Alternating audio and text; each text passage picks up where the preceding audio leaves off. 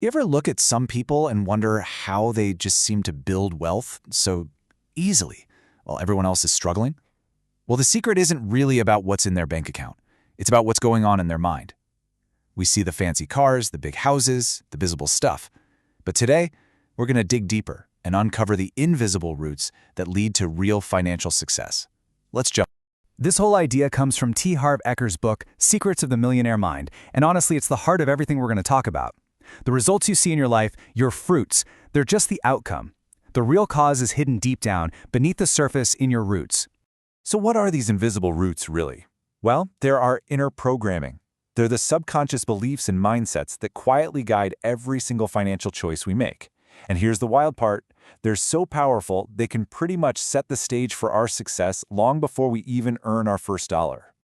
Let's think of our mind kind of like a computer. From the moment we're born, it's just being programmed with all these beliefs about money. This programming creates something called a financial blueprint. It's like a default script that's always running in the background of our lives. Think about it. Every time you heard a phrase like, money doesn't grow on trees, or maybe rich people are just greedy, another line of code was being written into your personal blueprint. These little sayings, especially when they come from people we love and trust, get lodged deep in our subconscious and can literally shape our entire relationship with wealth for the rest of our lives. So here's where your blueprint really shows up. It basically determines if you feel like you're just being tossed around by the waves of life, like you see on the left, or if you believe you're the one steering the ship, like on the right. See, people who struggle financially often feel like victims, that life just happens to them. But wealthy people, they believe they create their lives. They take 100% responsibility. Okay, so once you decide you're in control, you can start to play the money game to your advantage. And what's so fascinating is that financially successful people, well, they're playing a completely different game than most people. It all comes down to what they're trying to achieve. Just look at this. Imagine a sports team that only plays defense. Their whole strategy is just to protect their own goal. What are their chances of actually winning the game? Almost zero, right? It's the exact same thing with money. Most people play the money game not to lose. Their main goal is just survival and security. But the wealthy? They play to win. Their goal isn't just to be comfortable, it's to create massive wealth and abundance. The classic question. You've all heard this one before, right? But it perfectly captures the next huge difference in mindset, because what you choose to focus on, well, that pretty much determines what you're going to get. I absolutely love this slide because it's so true to life. The person on the left sees a wall, and that's it. They stop. They focus on the obstacle. They might look at a market and think, too much competition. But the person on the right sees the exact same wall and starts looking for a way over it.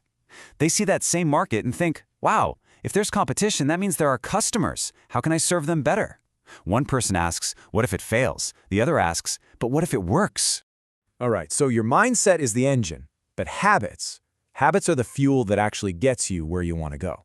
So let's look at some of the specific actions that grow out of these different ways of thinking.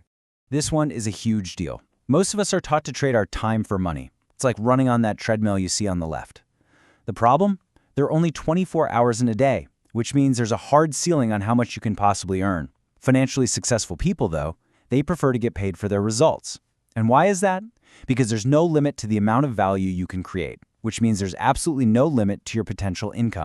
And this quote just nails it, doesn't it? It perfectly captures the trap of that time for money mindset.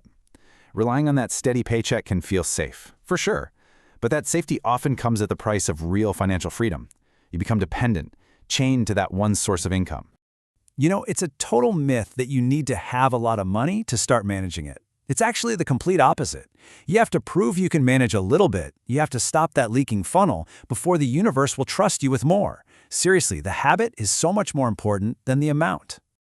Okay, so here's a super simple, practical system from the book. That financial freedom account is your golden goose. It's purely for investments. But the fun account is just as important. No, really, it's designed to make sure you reward yourself along the way.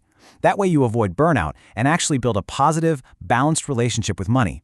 It's all about building wealth while enjoying the journey.